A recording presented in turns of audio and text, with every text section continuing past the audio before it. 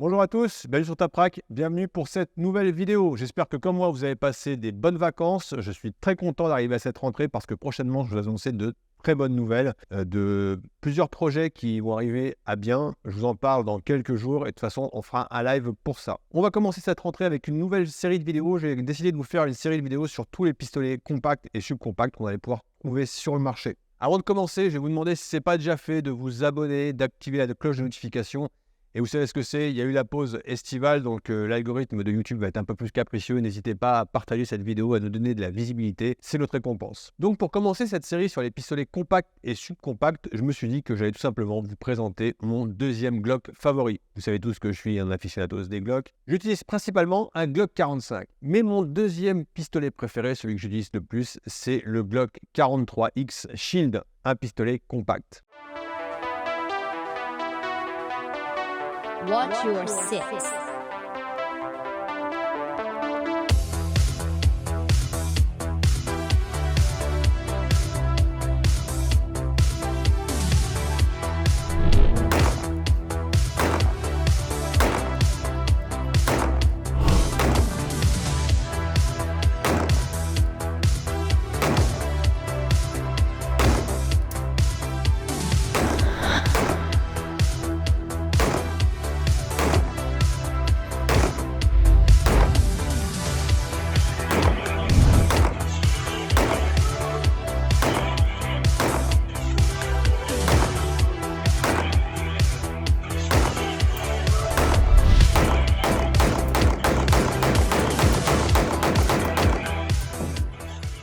Certains d'entre vous vont peut-être se poser la question de la pertinence pour un tireur sportif d'utiliser un pistolet compact ou un pistolet subcompact.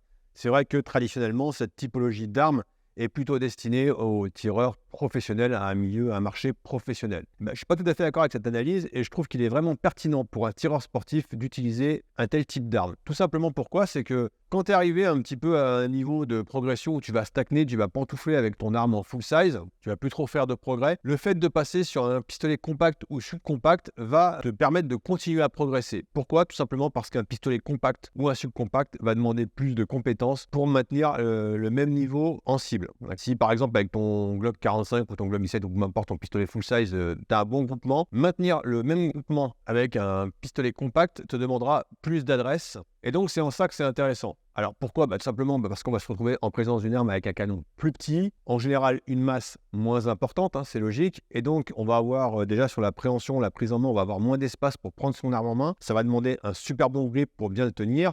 Et après, dans le cadre du Glock 43X, comme pour mon Glock 45, on va tirer du 9 mm, la même munition, sauf que l'arme est 2 fois moins massive. Et donc, dans les mains, on va ressentir la munition vivre beaucoup plus qu'avec un pistolet plus lourd et plus massif. Donc si on prend tous ces facteurs en compte, ça va demander un meilleur grip, parce que je vous dis moins de surface de préhension, et ça va demander plus d'aptitude pour maintenir la même norme de performance. Et c'est en ça que je trouve que pour un tireur sportif, avoir dans la gamme des pistolets qu'il a à sa disposition un pistolet compact ou subcompact, c'est une bonne option.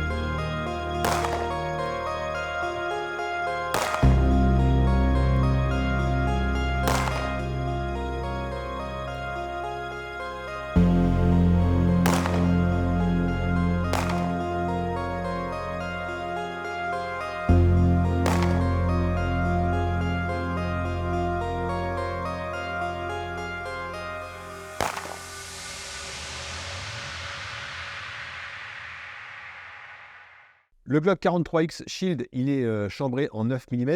Il a un canon Glock Marksman Rifle de 87 mm, un martelet à froid, et il a un poids avec le viseur de 526 grammes, donc c'est quelque chose de très léger. Alors c'est vrai qu'un des problèmes de ces pistolets, notamment pour le tir sportif, c'est la faible capacité des chargeurs. Mais ce qui est cool, c'est que le marché s'est adapté, et aujourd'hui, par exemple, pour mon Glock 43X, j'ai un chargeur Shield Arms qui peut contenir 15 cartouches. Donc on a un pistolet compact, et on peut mettre 15 cartouches, il y a de quoi s'amuser en cible ou faire des gongs. Donc pour moi, le seul point noir que je pouvais avoir à l'utilisation de cette arme en termes de tir sportif et surtout sur le côté ludique, c'est qu'il fallait faire beaucoup de changements de chargeur. Ces chargeurs, ils gomment ce problème et on a un pistolet super compact avec une grande capacité. Je vous dis, sans allonger le chargeur, on met 15 cartouches dans ce chargeur Shield Arms. Donc voilà, ça c'est mon avis. Si t'es tireur sportif, que t'as pas encore un compact ou un subcompact, alors il n'y a pas que des Glock, on va présenter les HS Product, on va présenter les Six Hour. Je vais essayer de faire tous les compacts et les subcompacts qui existent. Voilà, si t'es tireur sportif et que tu pantoufles un petit peu avec ton arme, étudie l'option de tirer avec un subcompact et tu verras que ça va te challenger un petit peu plus. Pour aller plus loin un peu sur ces pistolets compacts et subcompacts, j'ai décidé aujourd'hui de faire intervenir un porte-à-moi, Mika Elouz. Les habitués de la chaîne le connaissent puisqu'on a déjà fait une vidéo avec lui. Et de toute façon, Mika, il est assez connu dans le monde des armes. Alors, on avait tourné cette séquence il y a un moment avant que je quitte Gajoubert. Mais bon, voilà, il va nous donner son avis sur les pistolets compacts et subcompacts de chez Glock. On va tirer un petit peu ensemble et il va nous dire vers quelle arme, lui, il porte son choix en tant que professionnel.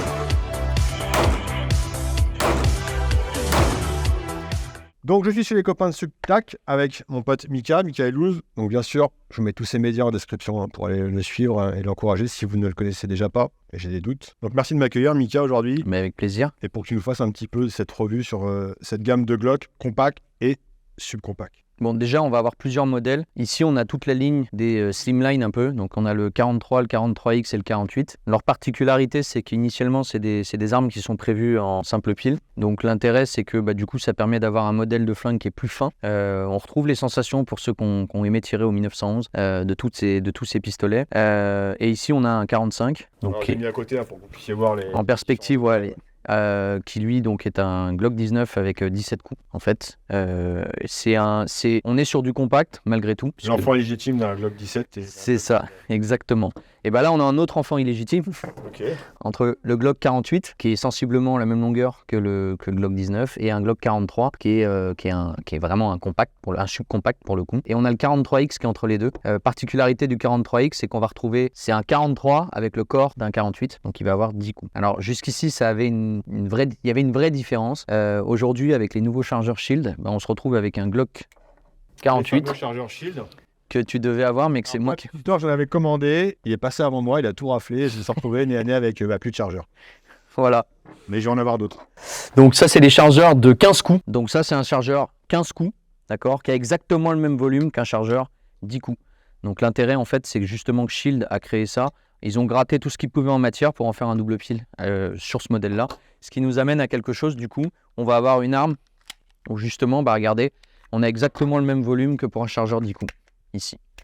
On se retrouve avec une arme super compacte, avec une capacité plus qu'intéressante. C'est ça. Alors, au-delà de l'aspect purement professionnel, il y a un intérêt aussi, et nous on l'utilise beaucoup pour les découvertes de tir, 43, 43X et 48, c'est que tout le monde n'a pas les grosses mains pour travailler sur les modèles de Glock standard, qui ont quand même un certain volume. Et moi, il y a un autre truc que j'aime beaucoup sur les slimline, c'est qu'ils sont très exigeants. Et du coup, quand on sait bien tirer avec ce genre de pistolet, c'est sûr que quand on passe sur d'autres modèles, c'est quand même beaucoup plus agréable. Pourquoi c'est plus exigeant ? Alors, vas-y. Je sais pas, je te demande. Alors, moi, je dirais que c'est plus exigeant pour plusieurs raisons. Déjà parce que les détentes initiales qu'on récupère sur le 48, le 43X et le 43 sont des détentes qui ont un gros poids de départ, puisque initialement, si on remet ça dans le contexte Concealed Carry Weapon, puisque c'est des armes un peu pour ça, on a quelque chose qui, on veut quand même être sûr au moment de tirer de pas tirer sans le vouloir. Alors, ceux-là sont pas des bons exemples, parce que le mien, celui-ci et celui-ci, les détentes, je les ai un peu retravaillés. Je sais que tu détestes ça. Pas que je déteste ça, c'est que moi, dans ma recherche de progresser, je veux pas que ce soit la détente qui fasse le boulot pour moi. Et tu as entièrement raison. Après, je ne juge pas ce que font les autres. Et d'ailleurs, je rebondis là-dessus. Faut pas basculer dans le gun porn, justement. Tu vois, ici, on a tous des red dots dessus. Le red dot, c'est pas la solution, c'est un outil. Et les détentes, c'est pas la solution, c'est un outil aussi. Donc, tout ce qui est derrière ça, c'est l'homme. Et encore une fois, le fait de modifier la détente, tout ça, c'est quelque chose qu'il faut faire tardivement si on a envie de le faire à un moment donné. Et déjà travailler avec l'arme telle qu'elle est, c'est-à-dire cran de mire guidon, détente d'origine. Et puis, petit à petit, voilà, on peut travailler en améliorant les choses, mais il ne faut pas que ce soit systématique dès qu'on a son arme, parce que sinon, du coup, on prend des défauts qui ne sont pas apparents sur l'arme en question, mais en fait, qui ne font pas de nous un très très bon tireur. Alors autre chose aussi, c'est vrai que tous ces pistolets, les slim, c'est vrai qu'on va plus ressentir, il y a moins de masse, donc on va plus ressentir la déflagration. Donc ça va être un peu plus compliqué à gérer, c'est sûr que sur un autre pistolet. Petite parenthèse, parce que je sais qu'on a fait un plan sur les armes et qu'il y a des gens qui vont nous demander, tu peux nous expliquer ceci ? D'avoir monté un accro sur... Alors, à la base, c'est que cette arme en question, c'est qu'en fait, sur l'arme que j'utilise, pro, donc c'est pas du tout une arme qui est utilisée en FFT, il y a un accro dessus. D'accord. Donc du coup, je voulais travailler en m'habituant quand je fais mes... On peut monter un accro sur un G40. Bien sûr. Alors là, la particularité, c'est qu'il est exploité avec une plateforme de queue d'aron. D'accord. Alors moi, je suis pas un très très grand fan du Co-Witness, c'est-à-dire le fait d'avoir ça, parce c'est intéressant ça. Pourtant, on pourrait croire que chez les pros, le Co-Witness... Alors, je suis d'accord avec l'idée. Après, ça n'engage que moi. Mais je vais te dire pourquoi. D'une part, parce que entre 0 et 7 mètres, je vais quasiment pas utiliser mes organes de visée. Au mieux, je ferai ce qu'on appelle du frontside press, c'est-à-dire que je vais utiliser uniquement le guidon que je vais insérer dans mon champ de vision. Et pour le reste, l'intérêt, en fait, c'est que du coup, quand j'utilise ça, il faut pas que ce soit... si j'ai un guidon en travers, je vais avoir ce réflexe de changer de focale. D'accord. Or, l'intérêt, c'est que c'est le point rouge qui va s'insérer dans ton champ de vision. Ouais, tu veux dire que toi, de voir les deux, le guidon va attirer ton pocket. Voilà. Après, encore une fois, le fait que ça se fasse, ça demande juste un travail différent. Les personnes qui arrivent à gérer les deux, moi j'ai du mal à gérer les deux, donc du coup je préfère ne pas l'avoir du tout. Et surtout avoir deux hauteurs. Si je travaille au guidon, je travaille d'une certaine manière. Et dans la partie pro, j'ai aussi une arme avec cran de mire guidon. Quand je fais les DEM pour des formations, j'utilise soit, quand c'est le cas, parce que c'est nécessaire pour la formation, l'utilisation d'aide à la visée comme ceci, mais même sur mon arme d'épaule, soit les organes mécaniques. Et en fait, je ne veux pas confondre les deux, c'est-à-dire que je vais travailler assez bas dès que j'ai mes organes de visée type accro ou autre. Oui. Et un petit peu plus haut, je vais devoir plus tasser la tête et l'amener ou amener un peu plus haut l'arme. Et l'idée, voilà. Donc, je veux vraiment dissocier les deux. Certains arrivent à faire les deux sans problème, donc c'est pas un souci. Donc, la question, Mika, de façon claire. Si tu dois choisir entre les trois, quel est ton préféré? Tu ne vas en prendre qu'un. 48, 43X ou 43? Alors, honnêtement... Et pourquoi surtout? Honnêtement, je prendrais le 48. D'accord. Aujourd'hui, je prendrais le 48. D'accord. Pour la simple et bonne raison que là, maintenant, j'ai un chargeur 15 coups. D'accord. Ton chargeur. Ok, mon chargeur. Et que... bien remuer le... Et que si on était sur des chargeurs 10 coups initiaux, ici, on n'a pas 10 coups d'origine, c'est 6+1. D'accord. Donc, c'est ces chargeurs-là. L'avantage du 43, c'est que si j'ai envie qu'il passe en 10 coups, il passe en 10 coups. Ok. Donc, l'intérêt, c'est que pour du tir sportif, je peux avoir une arme assez petite. J'ai 10 coups dedans. Pour un tireur sportif, c'est largement suffisant, puisqu'en général, il va tirer max une dizaine de coups, poser son arme, cogiter un peu sur ce qu'il a fait en cible, éventuellement aller au résultat. Donc, pour le travail purement sportif, je me dis que c'est largement suffisant. Et après, si on passe sur du 15 coups, le 48, il est assez intéressant. Moi, je trouve que le 48, il a une certaine polyvalence, mais on reste sur un compact. Là, en fait, c'est un peu l'hybride des deux. Si on fait abstraction de tout le reste, ça n'est que mon avis. Pourquoi avoir un subcompact qui a le corps d'un compact, tu vois? Si j'ai besoin d'un subcompact, je prends celui-ci, d'accord? J'ai mes 6+1. Okay. Ce que j'ai pas réglé en 7 coups, enfin en 6 coups, pardon, en 7 coups, ouais. C'est pas en 10 coups que je vais le régler. Donc l'intérêt, c'est d'avoir, voilà, c'est pas du tout les mêmes emplois sur la partie pro. Pour la partie uniquement tir sportif, je trouve que les trois sont très intéressants. Justement, les slimline comme celui-ci, je les trouve intéressants parce que il est tout petit. Et donc, pareil, encore une fois, les organes de visée étant un peu plus proches, et encore plus d'exigence. On ne peut pas tricher du tout avec un 43. Et selon toi, alors cette différence entre les longueurs de canon, ça a un réel impact? Objectivement, si on parle juste de balistique, dans les distances qu'on va utiliser, absolument aucune. Donc, voilà. C'est pas la longueur de canon. Encore une fois, c'est toujours pareil. C'est que c'est pas l'arme en elle-même, à moins qu'elle soit mal réglée, mais je veux dire, globalement, c'est le tireur, tout le temps. Les gars, on va en rassurer plus d'un, c'est pas forcément la longueur du canon qui compte. Et donc, effectivement, sur les distances de tir qu'on exploite dans un stand de tir, voilà, c'est avec un Glock 19, donc ce type de taille de canon, hein, on peut très bien toucher une silhouette ou un gong à 100 mètres sans trop de problème. Ça demande un peu de travail, mais c'est les fondamentaux qui font ce résultat de tir en fait. C'est pas tant l'arme et la longueur du canon. Ce qui est important par contre, et ça il faut pas le négliger, c'est qu'effectivement en fonction du type d'arme, on n'a pas le même confort en main. Donc on parle de tireur sportif. Pour un tireur sportif, la question du confort, elle peut être importante pour lui. Il y en a qui n'aiment pas le ressenti parce qu'effectivement la déflagration est plus forte et plus ressentie. Exactement. On la ressent beaucoup moins effectivement sur un Glock 45 ou sur un Glock 17. Là, il faut s'habituer un petit peu. Pour quelqu'un qui débute, moi, je lui conseillerais de commencer non pas sur ce type d'arme-là, mais plus sur celle-ci. Et puis, effectivement, après, il a envie de progresser et de travailler. Et en général, souvent d'ailleurs, les gens qui ont commencé là-dessus et qui passent là-dessus vont me dire « c'est vachement agréable ». Parce qu'en fait, ils commencent à être très sûrs de leur manière de travailler. Et du coup, passant sur un flingue qui est plus fin, ils ont beaucoup plus de confort sur l'arme en plus. La déflagration leur fait plus peur, le ressenti non plus.